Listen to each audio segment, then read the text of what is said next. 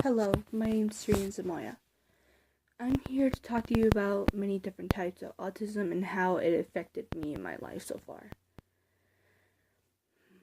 My mother never knew that autism would kind of come out of nowhere in the family, which it was a big shocker for me as well when I found out that it's kind of really rare for that to happen.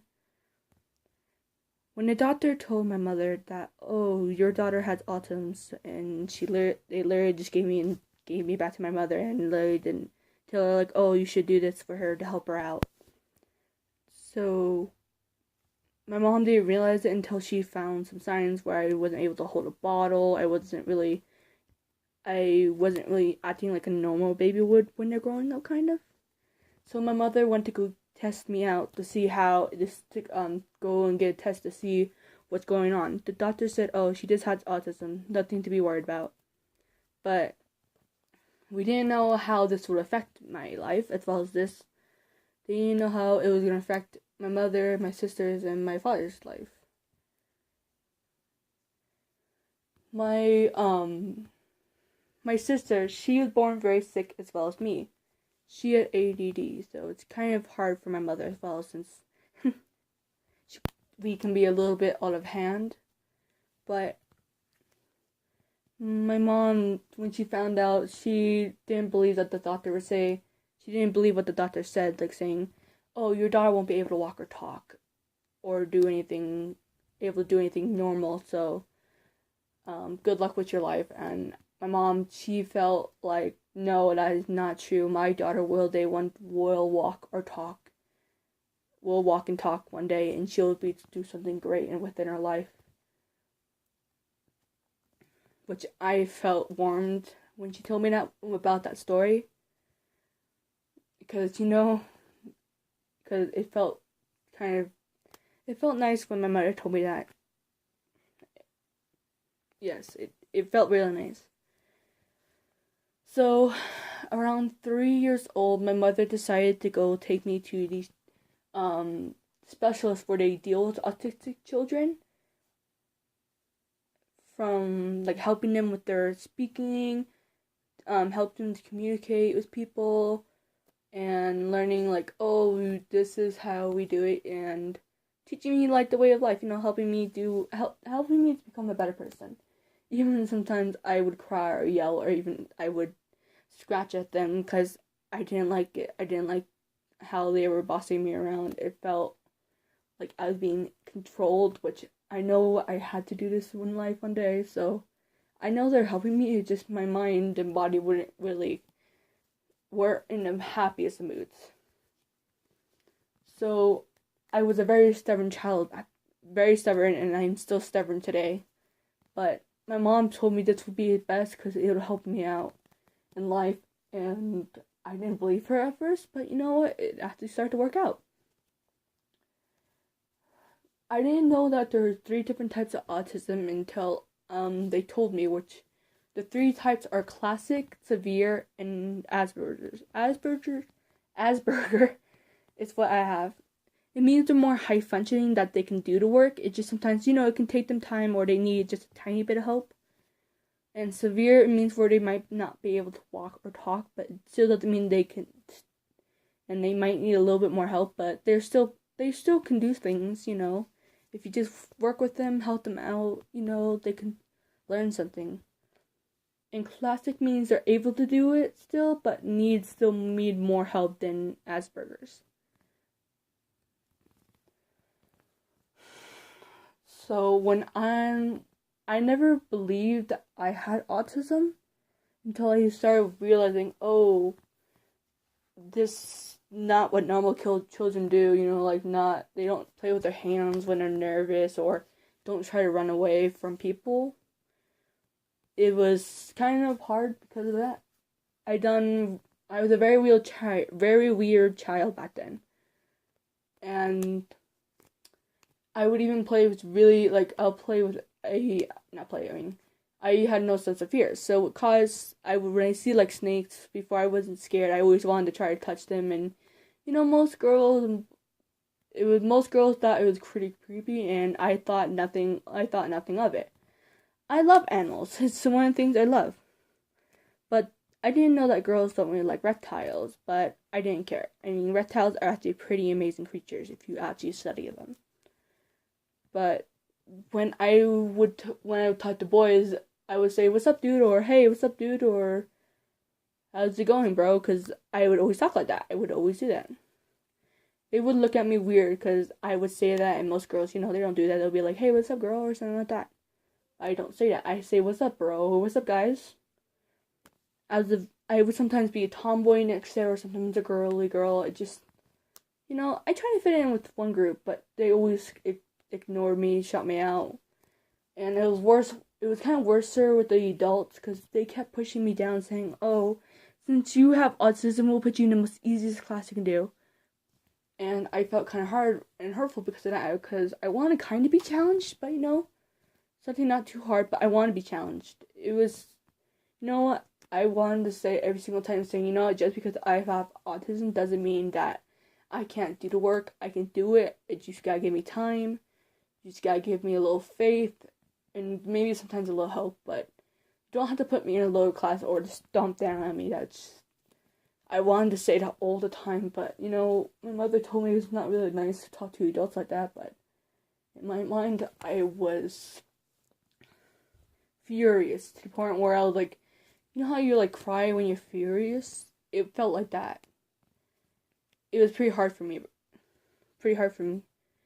And when it came to a family that didn't understand autism, and they would yell at you when you can't help it, like, you don't like standing being in a big crowd and loud music, so I wouldn't like being in a long crowd or loud music, because I was sensitive to it. My dad's side of the family didn't really understand that, so they would yell at me when I would try to hide away, saying that I should be more social, but I couldn't help it. I was a child. I was scared. I didn't like it. I would try to tell them that I don't like it, but they would always ignore it and saying that you're just being selfish, you're not communicating with other people, which I try to, but it's harder for me. It's harder to communicate with people that don't understand the situation that you're in.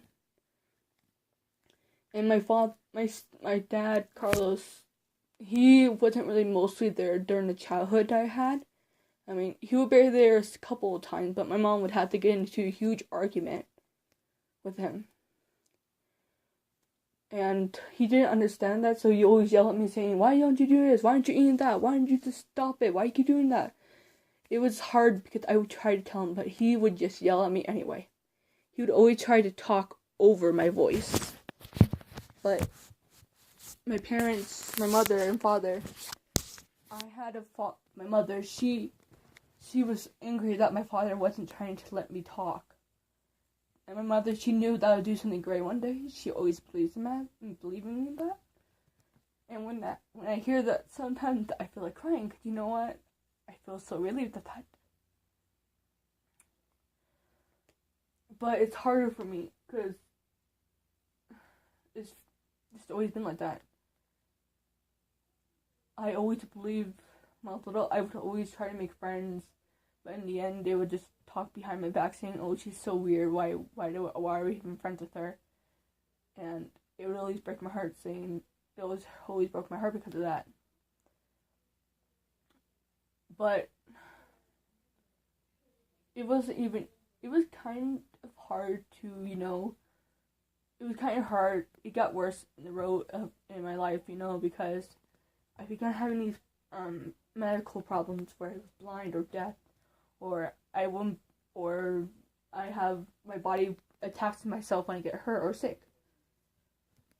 It caused a lot of problems within the family, like, "Oh, we need to save this much money," and my dad, he wouldn't really pay the bills for medical, which I felt guilty because, like, "Oh, my body, why won't it just be normal?" But my mom would always comfort me, saying that it's okay, Serena, it's not your fault, you didn't choose this life. It made me feel better, but also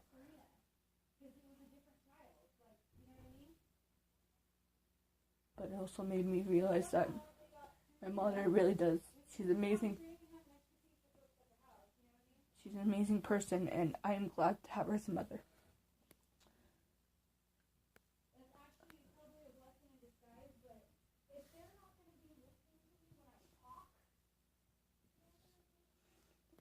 So, when I found it was, even though it felt kind of hard in the road, I felt alone. I had my sister, my mother, and my stepfather who were very caring and very kind enough to listen to my problems. My mother would go out of her way to take me to doctors or listen to me. Even though sometimes I feel like it might cause some more problems, but it wasn't. She would always say that I would be there for you. And my mother and my sister, she's an amazing person. She's smart, she's beautiful, and funny. Even sometimes where I can be like, don't touch me, she still understands and makes a joke where it makes me laugh on the inside. Sometimes she can be a little bit, distant, but in my heart, I know sometimes she loves me. I know she's trying everything to her best. And I always tell her, Serena, I always tell her, Samantha, you're an amazing sister. I know you'll do great one day. And even sometimes when I say I hate you, in my mind, I always say no, it's the opposite. I would always love you. And my stepdad, Ben, he's an amazing father, even though sometimes he can yell and be a little bit angry, but he's kind, he's funny, and he's been there a lot for me when my stepfather wasn't. And he would help me with my math problems, even though he got frustrated with me. He would always teach me another way where I could understand it better. He taught me so many things in life that I could never expected it. My dad is a good man, and I'm happy that my mom got to meet him, and that now they're with each other. Because now I get to stay with someone who felt like a father figure. Who was like a father figure to me, but in the inside, I really feel like I'm related to him. That I'm actually his actual child, not just a stepdaughter. So, oh god, I'm crying. Sorry about that. So I decided to write this video in thanks and telling people that, and showing it can be hard in the road, but in the inside, it can all be easier with the people you care about and who will always love you, because they can show you a better way of life and they'll always comfort you even when you feel like you're alone. So whoever feels like this, and if you have autism and someone's pushing you down, don't let them do that. Tell your parents or your siblings and tell them how they feel, because they can probably be the one people who understand it, even if they don't have it. So, I want to give this video into tribute of my sister, my mother, and my father.